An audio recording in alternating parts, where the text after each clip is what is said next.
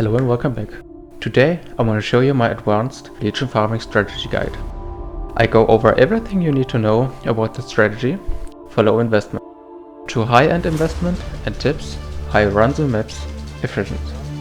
Legion is a league mechanic which when opened it reveal a frozen battle between two armies which you need to slay before the timer ends. When you open the Legion, the timer begins and you break open the monsters. When the timer ends, the enemies will be released and start to fight each other. But keep in mind, they will fight you too, so be careful when the timer ends. And you stay in the middle of the army, they will deal a good amount of damage. When you are fast and break open all the monsters before the timer ends, the timer will end instantly and you can slay them fast. So keep in mind, the faster you slay the enemies, the faster the timer ends and the faster you will get your reward. Now you know how the Legion works, so let's get started with the guide. Let's begin with the basic Atlas skill tree. First, we need to sustain our maps when we're farming currency. We don't want to spend money or basic map, so you want to take in Leaguestart and later on shaping the skis and shaping the mountains, which will give you 15% chance that your map will be 1 tier higher when you drop them. This means when you run tier 60 maps, your tier 50 maps will be more likely the tier 60 map drop. This, combined with your favorite map, is enough to sustain any tier 60 map you want to follow. The second note you want to take in the Leaguestart is shaping the seas, which also gives you 50% chance that the map will drop 1 tier higher. But later on we drop this node because the way is too long to get to it and we need the nodes for more juiciness. Next step will be emblematic, with the 2 small nodes outside. This is the most important node of the Legion farming strategy, because we have a 0.6% chance for Tablet Spender to drop as full emblems in your maps. Later, with all the increased effective modifier, note this will rise 1% chance to drop emblems instead or splinters. After this, you wanna go a bit on the top to war supplies and face off.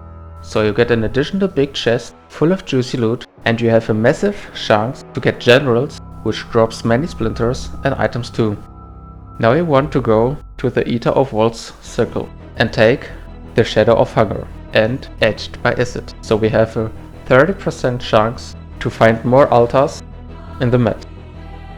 And we have a chance to get double progress when we kill map boss, but more of the altars later on. Now it's your choice, which way you wanna go next. If you have a bit low damage and can't clear the Legion in the time, you need to take Protected Battle, which gives you an extra amount of time while fighting against the Priest Legion army. They take 50% increased damage while in stasis.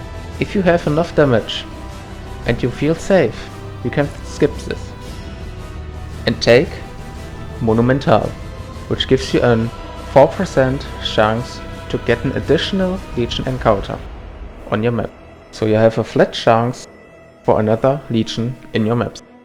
After this, I like to go to my first blight node, which is Epidemiology and Mycelial Swarm, which gives you a 20% chance to give you another blight encounter when you already have a blight encounter. And you will have 25% increased effective modifiers on your blighted maps. Your blighted chest has also a 80% more chance to contain blighted maps, so sometimes you are lucky and drop from one chest 4 to 5 blighted maps.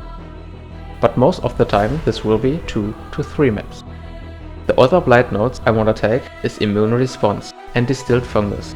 So you spawn 50% more unique monsters and they spawn 100% faster. So you are way faster to finish the blight, so you have less time each map spending on blight.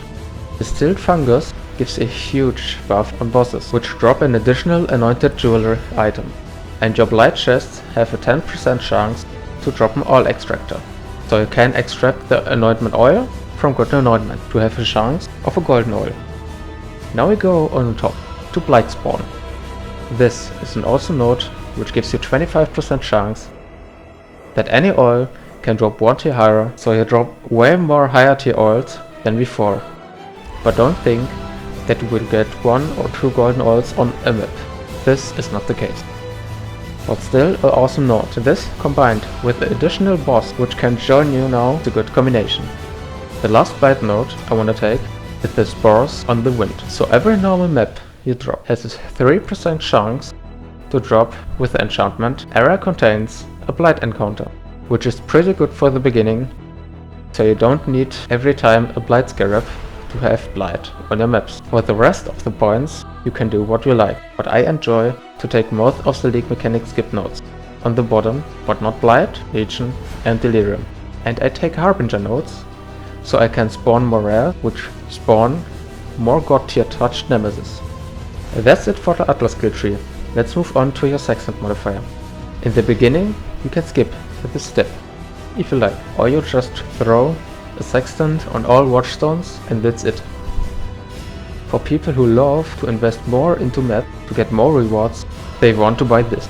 The first and most important one will be your maps contain an additional legion encounter, so you have every map another legion encounter.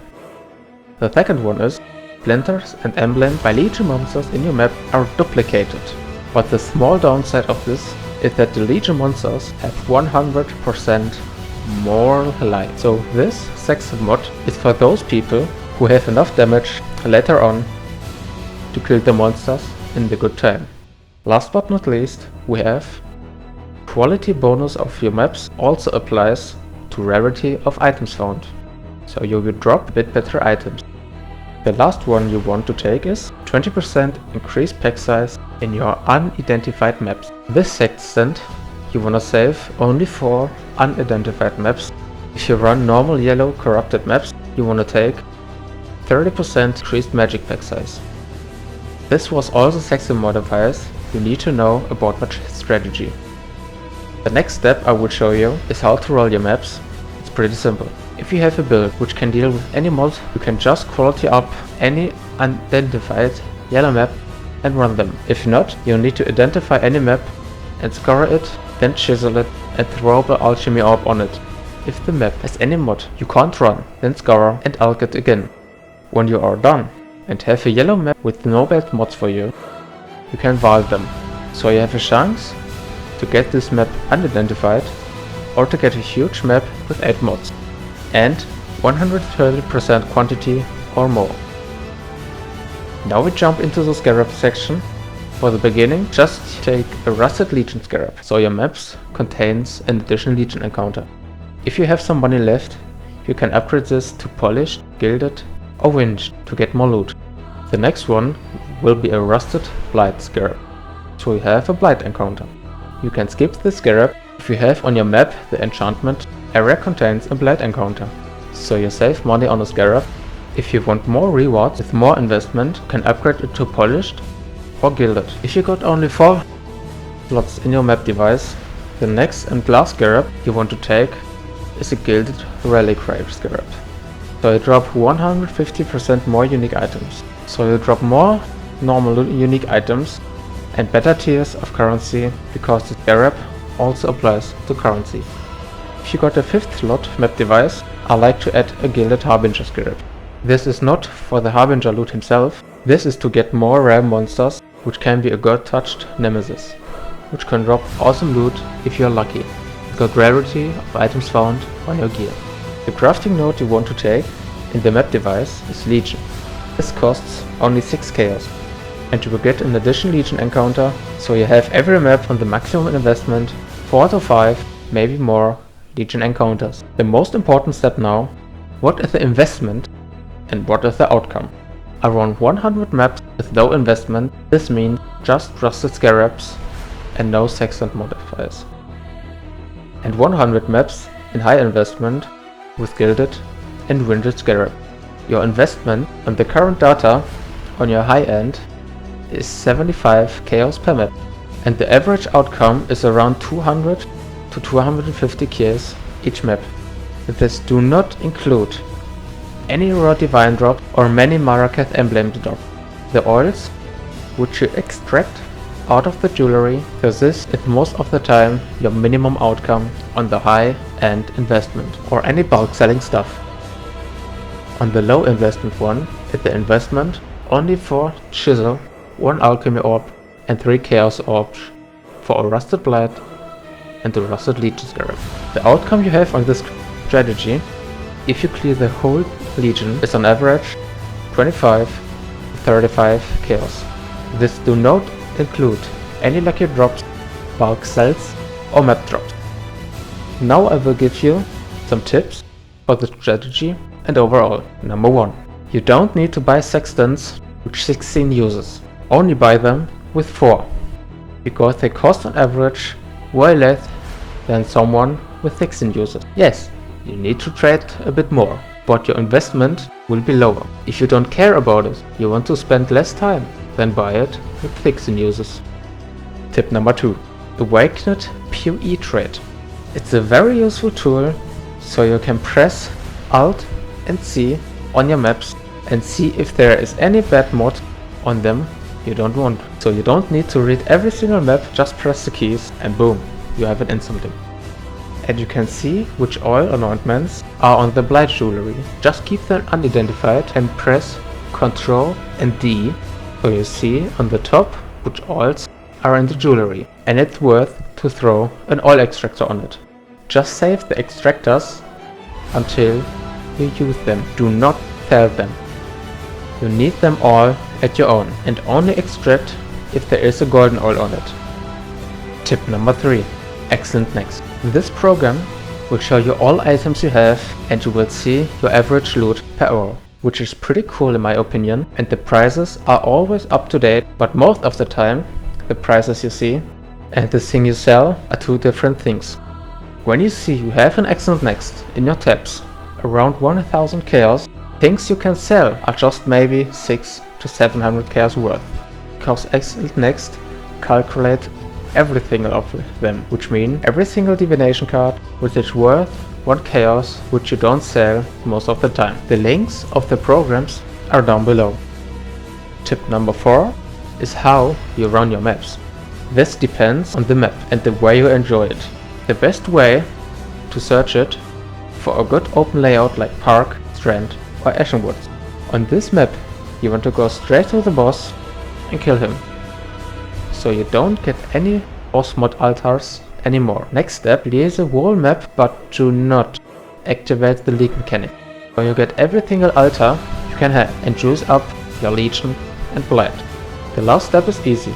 Now you can open the Legion and Blight and kill everything. After this, take your loot, go off the map and repeat. Tip number 5. Which altars I should take? You can take every altar which gives you a chance for additional currency, maps or item, but the most useful are the one which gives you item quantity and rarity. So when you see one, don't think about the consequence, just take it, it's worth it. The last tip is tip number 6. Take item rarity on your gear. The new rework God Nemesis are affected by item rarity.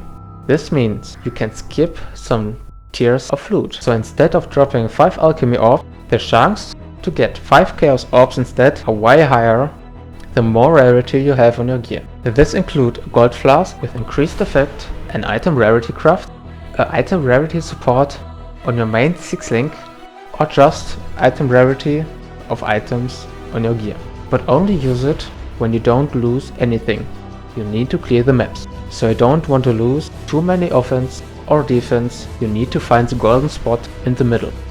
I hope this guide will help you to get some currency and enjoy the game more. If you got any questions, video or guide ideas, there are some in the comments. I hope you enjoy this farming strategy guide and I will see you on the next video. Have a great day and good loot. Your Hodor.